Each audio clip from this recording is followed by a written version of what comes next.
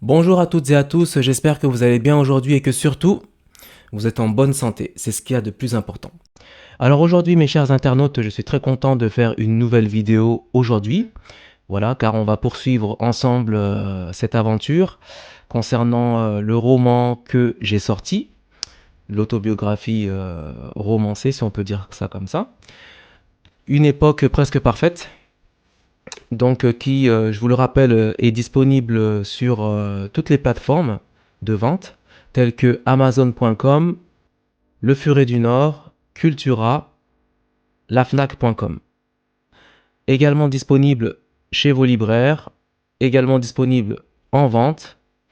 Donc franchement, il n'y a pas moyen de rater cette occasion. Alors, nous allons continuer ensemble, comme je le disais tout à l'heure, et même dans les précédentes vidéos que j'ai faites. Je vais poursuivre. Alors là, aujourd'hui, nous en sommes au chapitre numéro 3, number 3. Voilà. Et du coup, on va essayer de découvrir en fait quelques subtilités. Mais, guys, je vous dis ça encore une fois, ça sera un extrait. Voilà. Je ne vais pas vous lire en fait tout le chapitre, bien entendu, parce qu'en fait, ça n'aurait plus de subtilité, ça n'aura plus de mystère au niveau du roman. Voilà. Et ce n'est pas le but.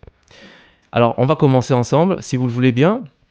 Chapitre 3, Grenoble, une ville idéale. Point d'interrogation. Au bout de chaque rue, une montagne. Stendhal. Alors Stendhal, pour ceux et celles qui ne connaissent pas Stendhal, en fait c'était un écrivain bien sûr, bien longtemps avant moi. Et il a écrit beaucoup d'œuvres, hein. Donc c'est un grand auteur que j'estime beaucoup. Et franchement, je vous invite à lire ses œuvres. Alors on va poursuivre ensemble. Alors la métropole grenobloise était agréable à vivre. Elle n'était pas aussi mouvementée et palpitante que Dakar, mais elle offrait malgré tout un cadre de vie naturel et exceptionnel. Alors, juste pour information, la ville de Dakar se trouve au Sénégal, en Afrique, ça je pense que vous devez le savoir. Et Grenoble se trouve dans le sud-est de la France, voilà, dans le département de l'Isère. Voilà. Et dans cette charmante ville grenobloise, entourée de montagnes, il y a l'Isère, la rivière, et le Drac. Voilà. Donc il y a deux rivières qui coulent à Grenoble. On va continuer. Le seul grand détail qui était similaire aux deux grandes villes est qu'elles étaient toutes les deux polluées, mais à des échelles différentes. Pour information, la ville de Dakar est une ville très polluée, surtout en fin de journée. Lorsque beaucoup de voitures circulent, la pollution est très présente. Grenoble aussi est une ville très polluée. Pourquoi? Parce qu'en fait, Grenoble, c'est une ville qui est sous une cuvette. Elle est entourée en fait par des chaînes montagneuses telles que la Chartreuse, Belledonne et Vercors. Donc, qui veut dire que lorsque les voitures circulent, les transports, tout ça, les bus, etc., il y a bien évidemment de la fumée qui se produit et effectivement, lorsque la fumée s'évacue, en fait, la fumée ne s'évapore pas, je dirais. Donc elle est un petit peu enfermée, la fumée est enfermée dans la cuvette de la ville de Grenoble, dans son agglomération. Voilà. C'est comme si, admettons, vous prenez, je sais pas moi, de la fumée et que vous mettez ça dans un bol, donc vous allez voir que la fumée elle aura du mal à s'évaporer, donc c'est un peu pareil pour la ville de Grenoble à une échelle différente bien entendu. Alors on va continuer ensemble mes chers amis. Alors Grenoble, la capitale des Alpes, était classée parmi la 3e ville la plus polluée de l'Hexagone, donc c'est bien ce que je vous disais.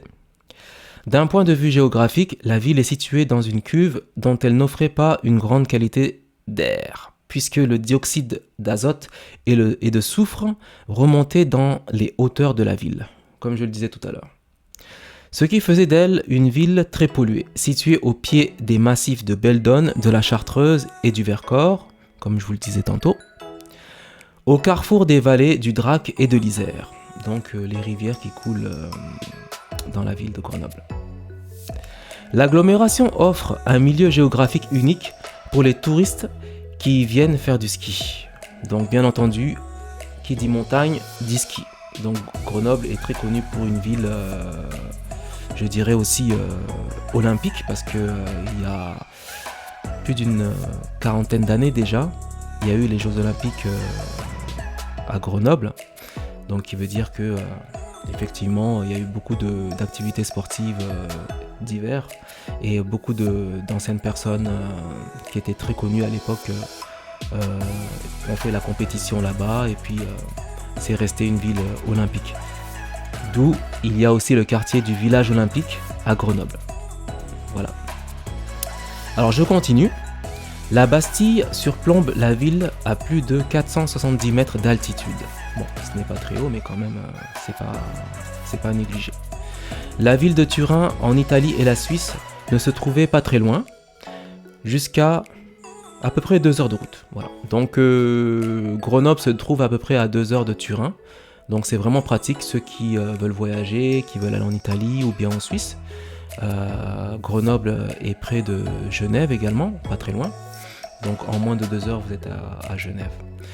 Donc ça sera tout pour aujourd'hui. Donc je vous ai lu un extrait du chapitre 3 du livre Une époque presque parfaite. Donc j'espère que vous avez aimé cet extrait. Bon, cet extrait était quand même un peu plus long que les précédents, mais quand même je voulais vous montrer à quoi ça ressemblait l'extrait du chapitre numéro 3. Alors n'hésitez surtout pas à laisser des commentaires sur ma chaîne YouTube. N'hésitez pas à mettre un pouce bleu, ça fait toujours plaisir. Voilà, donc ça fait toujours plaisir d'avoir plus d'internautes.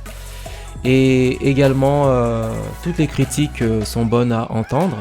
Voilà, il n'y a que les critiques qui font progresser. Et puis nous sommes là en fait pour dans une démarche de réflexion. On est dans une démarche philosophique de réflexion, de critique également. Tout ça dans le respect. Et c'est comme ça que on va avancer. Alors j'espère que vous avez aimé cette vidéo. Encore une fois, n'hésitez pas à mettre un pouce bleu, un like si vous avez aimé la vidéo. Et puis on se retrouve très bientôt pour de nouvelles aventures du roman Une époque presque parfaite. Bye bye, à bientôt.